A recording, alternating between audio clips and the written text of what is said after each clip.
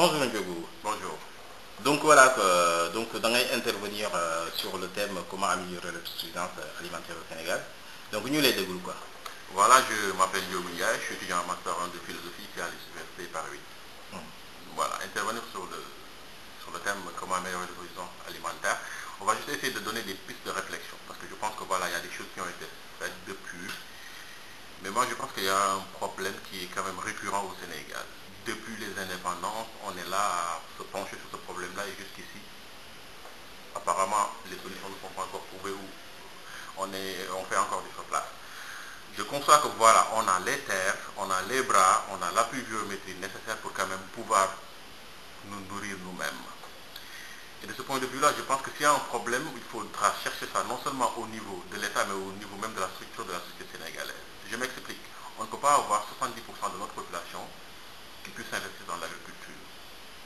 Si on se retourne un peu sur les faits du développement, on va se rendre compte que les pays développés, peut-être c'est 3% de la population qui occupe cette agriculture-là.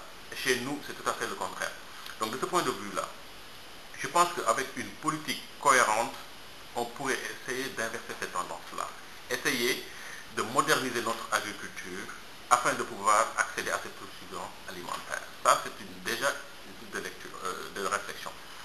On pourrait aussi se pencher sur nos terres, c'est-à-dire les cultures qui sont faites au niveau de la vallée du fleuve Sénégal, au niveau du bassin arachidier, au niveau de la Casamance. Je me demande qu'est-ce qui a été fait pour que ces terres-là, qui sont assez fertiles, soient exploitées à bon escient. Prenons le cas du riz dans la vallée du fleuve Sénégal. Le riz sénégalais est boudé par les Sénégalais même. On est obligé d'importer des tonnes de riz de l'extérieur pour les faire entrer dans notre pays, alors qu'il y a dans nos hangars, tu trouveras du riz sénégalais qui a été cultivé au Sénégal et qui est boudé par ces populations-là. Donc, l'État sénégalais doit prendre ses responsabilités en faisant quoi? En amorçant des politiques de conscientisation de ces populations-là pour qu'on puisse consommer sénégalais.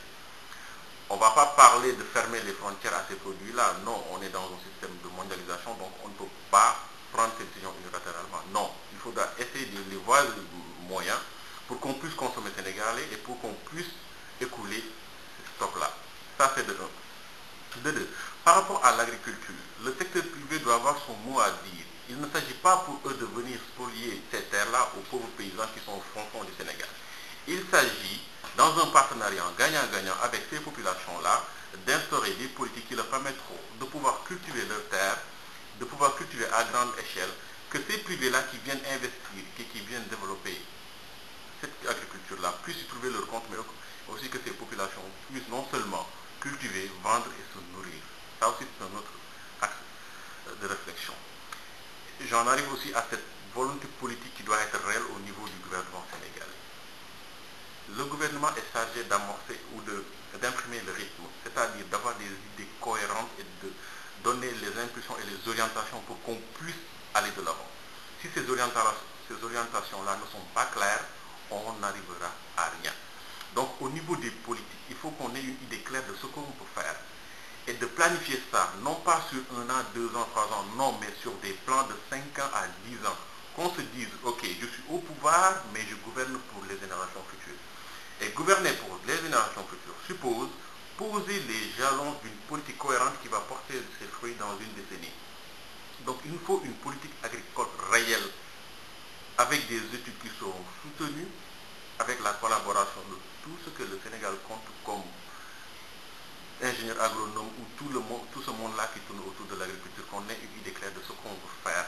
Mais concrètement, pour des gens qui ne croient plus aux politiciens. Oui, mais ne pas croire aux politiciens, moi je me dis que ce sont des chemins, c'est de l'utopie. Parce que si tu ne fais pas de la politique te fera. On ne peut pas faire sans. Ce qu'on peut faire, c'est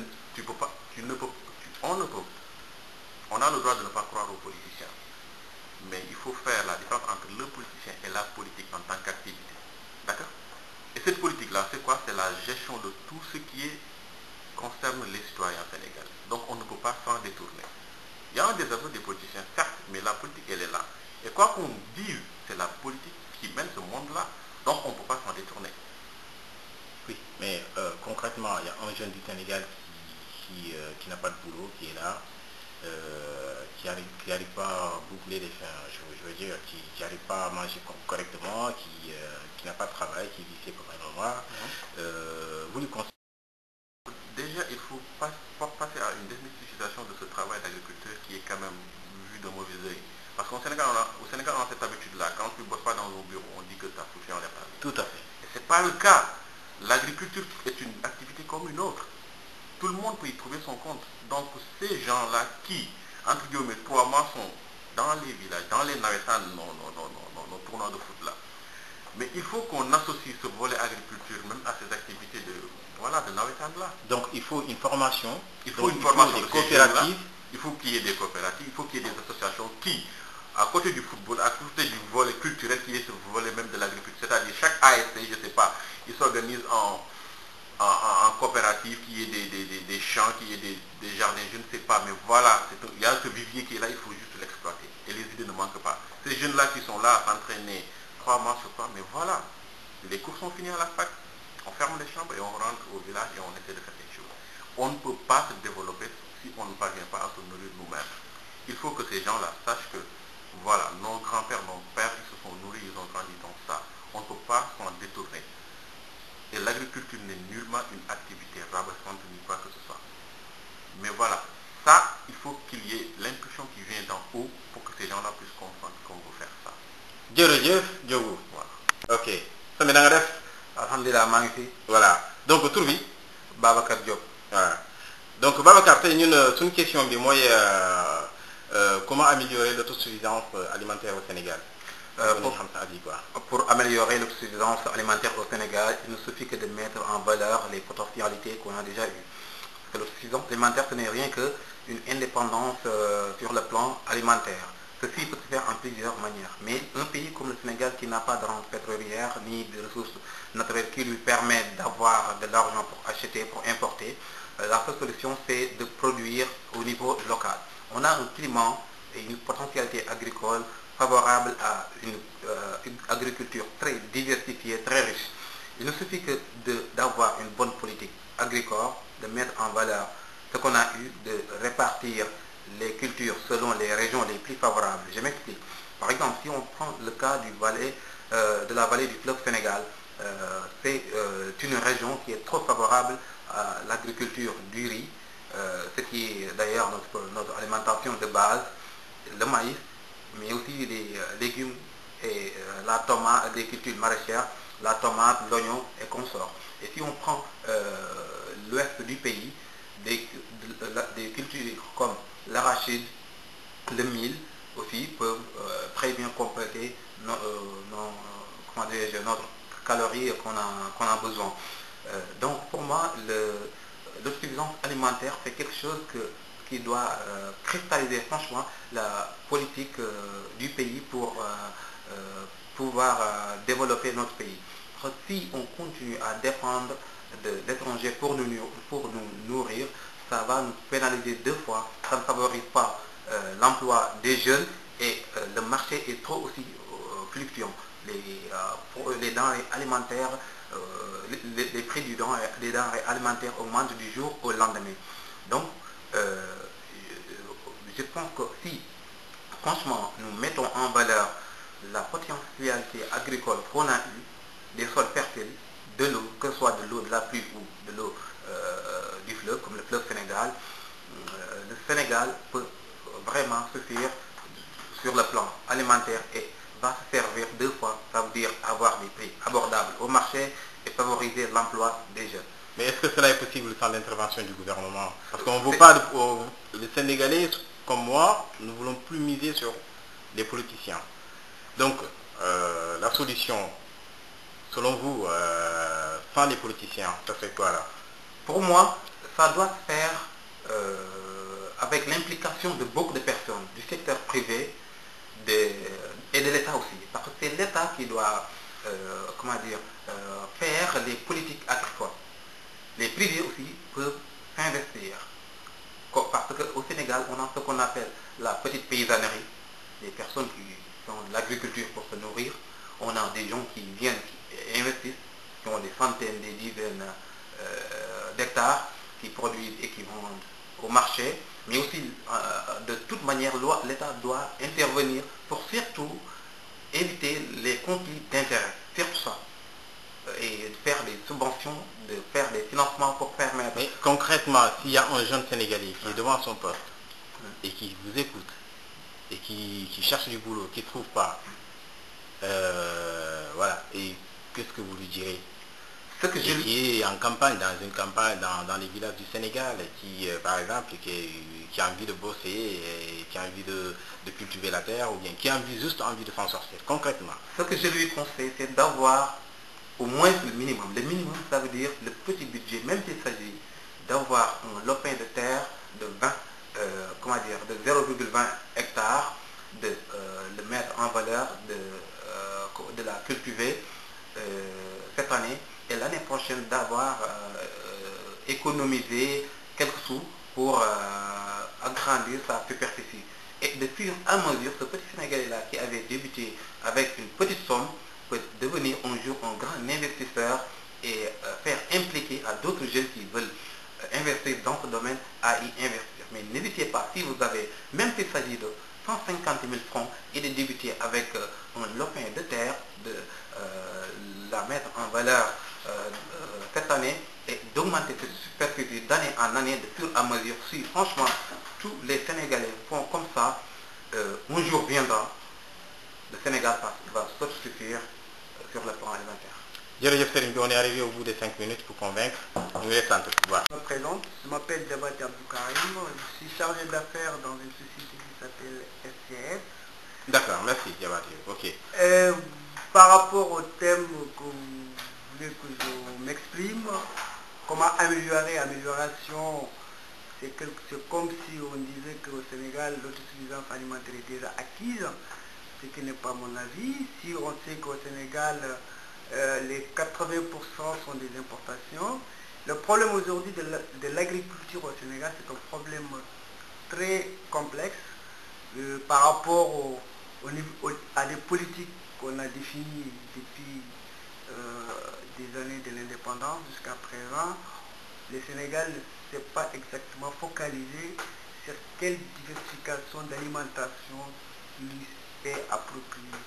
Je pense que le problème du Sénégal, c'est l'aliment de base qui cause énormément de problèmes, qui est le riz. Quand on parle de suffisance alimentaire, les gens ont tendance à passer le riz. Le riz, c'est vrai, c'est un problème énorme au niveau du Sénégal. Si on sait que presque le Sénégal consomme 600 000 tonnes par an, et la majorité... Mais concrètement, qu'est-ce qu'il faut faire concrètement?